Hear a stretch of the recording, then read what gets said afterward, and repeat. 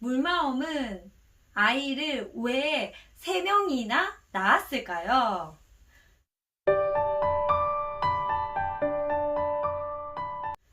안녕하세요. 물리 마음 공부하는 엄마입니다. 물마음은 왜 힘들게 아이를 3명이나 낳았을까요? 제가 그 이유에 대해서 이야기를 해드리도록 하겠습니다. 저는 늘 불안했거든요. 늘 불안했어요. 제가 제일 불안했던 시기는 제가 결혼하기 바로 직전이었어요. 결혼하기 전에, 그러니까 처녀 때 너무 외롭고 불안했어요. 제가 혼자 자립해서 생활을 할 자신이 없었어요. 제가 능력이 없다는 생각을 했거든요. 그래서 굉장히 힘들고 외롭고 불안했던 것 같아요. 근데 백마탄 왕자 같은 저희 남편이 짠! 등장하게 되어서 저는 경제적 안정감도 줄 수 있고 사랑도 주는 그런 남편을 만나게 되어서 결혼을 했어요. 그래서 제가 첫째를 임신했을 때까지 굉장히 행복했었거든요. 불안감도 없고요. 근데 그 이후부터는 불안했어요. 왜냐하면 저희 남편이 계속 저한테 잘 대해줘서 저는 갑질을 했던 거예요. 그 사람한테 괜히 화를 내고 짜증을 내고 그랬거든요. 그 사람은 그때마다 다 받아줬었어요.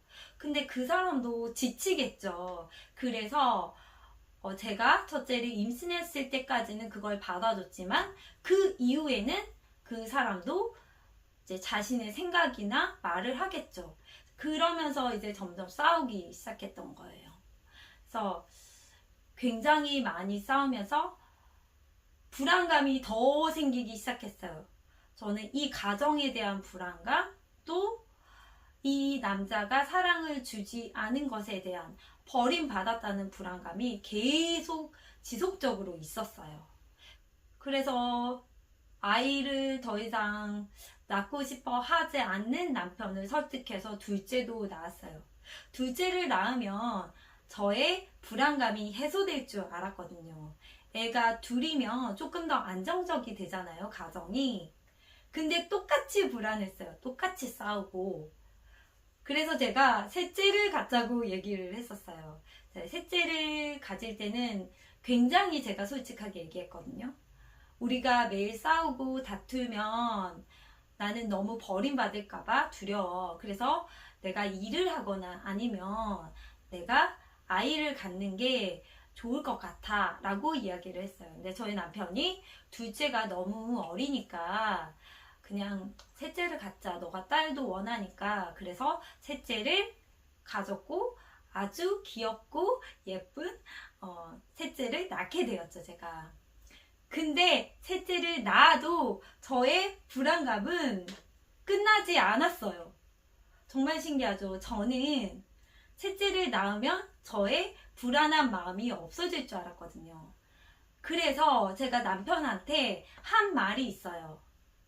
나는 첫째를 낳고 나서부터 셋째를 낳은 지금까지 쭉 줄곧 너무 불안해 라고 저희 남편한테 얘기를 했어요. 그랬더니 저희 남편이 아무 말도 하지 않았거든요. 근데 제가 저희 남편한테 그 말 하는 순간 저는 사실 그 말은 너 때문이야 라고 얘기한 거였거든요. 근데 그 말을 하는 순간 아, 나 때문이구나를 알게 되었어요. 이 불안한 마음은 사실 그 사람한테 있는 게 아니라 나 때문이구나. 내가 불안함을 만들었구나. 라는 생각을 딱 하게 되었어요. 왜냐하면 외부의 조건을 계속 바꿨잖아요. 해결책을 외부의 조건으로서 이제 두어서 해결책을 계속 제가 생각해서 바꿨잖아요. 그럼에도 불구하고 나는 불안해. 그럼 내가 문제인 거잖아요. 그러니까 우리는 대부분 외부에서 문제를 찾아요. 이 남자의 문제, 그 다음에 아이들이 많이 있으면 더 뭐 하겠지. 이게 외부에서 어떻게 하거나 외부에서 문제를 찾는단 말이에요. 근데 중요한 거는 나예요. 내가 불안한 거잖아요. 내 마음이 불안한 거잖아요. 그러면 그 마음의 문제인 거예요. 그러니까 예를 들어서 아이가 공부를 안 해서 불안하잖아요. 그 마음도 이 아이의 문제가 아니라 내 문제인 거예요.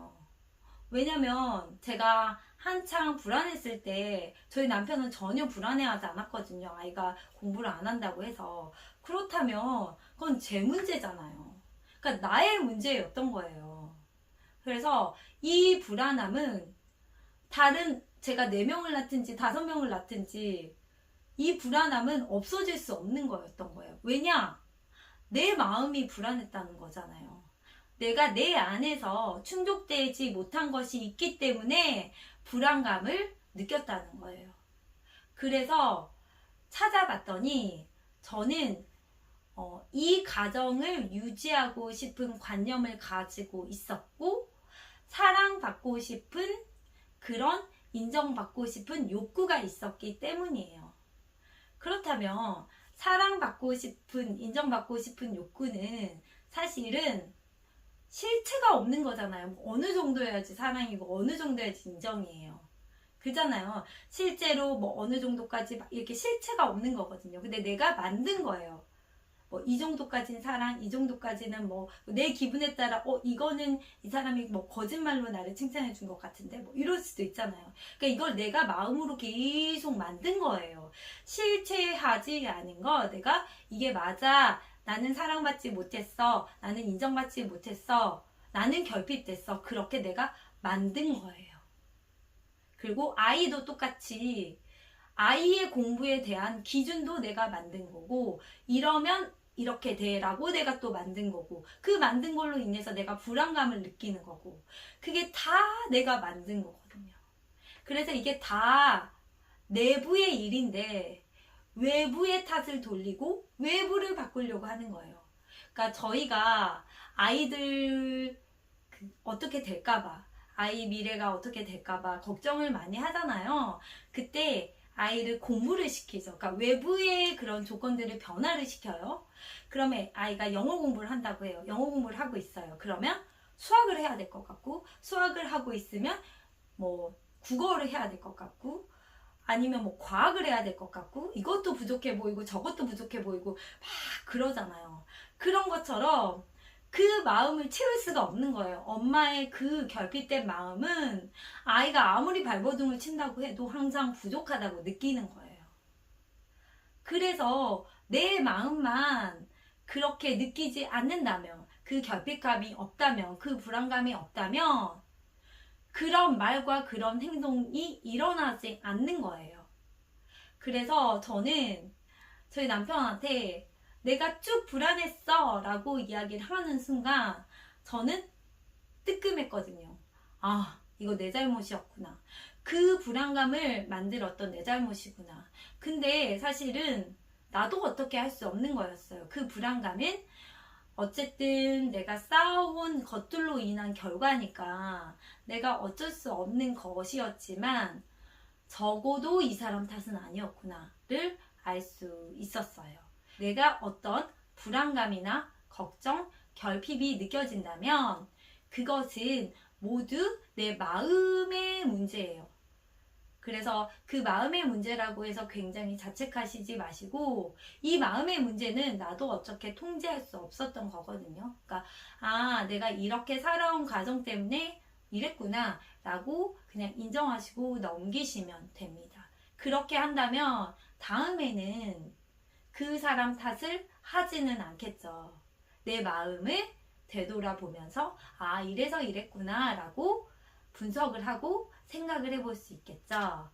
제가 결혼해서 첫째를 낳고 나서부터 셋째를 낳고 나서까지 제가 불행했던 이유를 생각해 보자면 그것은 저의 불안감 때문이었고, 그 불안감은 실체가 없는 거였는데 그 불안감은 저희 남편이 만들었다라고 제가 탓을 돌렸기 때문에 더 불안한 마음이 가중되었던 것 같습니다.